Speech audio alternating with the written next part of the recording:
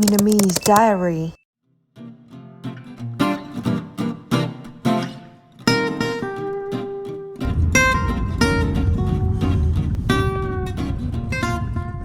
วันนี้อยู่ที่นิวคีนะคะแต่ว่าอากาศเย็นมากเป็นเมืองที่มีทะเล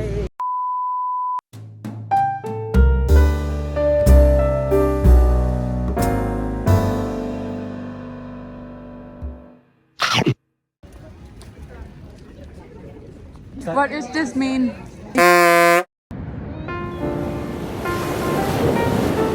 ตรงนี้นะคะหาดเขาค่อนข้างกว้างหาดเขาค่อนข้างกว้างนะคะก็คือถ้าเกิดว่ามีอะไรเกิดขึ้นหรือว่ามีปัญหาอะไรนะคะไลฟ์การ์ดเขาจะขับรถมาเพราะมันไกลเพราะว่าถ้าวิ่งมาไม่ทันน้ำเย็นมากเลยที่ชายหาดคลื่นก็แรงนะคะเขามาเซิร์ฟกันเขาว่ายน้ำกันได้ยังไงเย็นขนาดนี้มีแดดนะคะแต่ว่าเย็น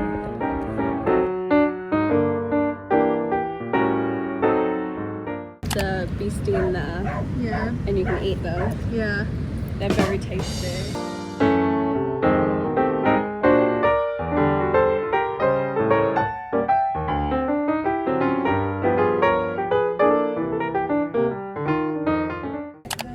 sweet chop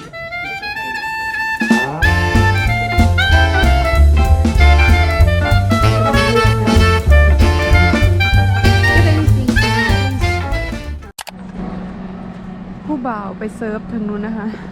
ผู้บ่าวคนนี้หนาวหนาวไหม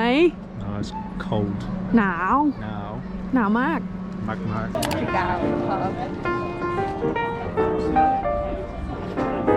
I did.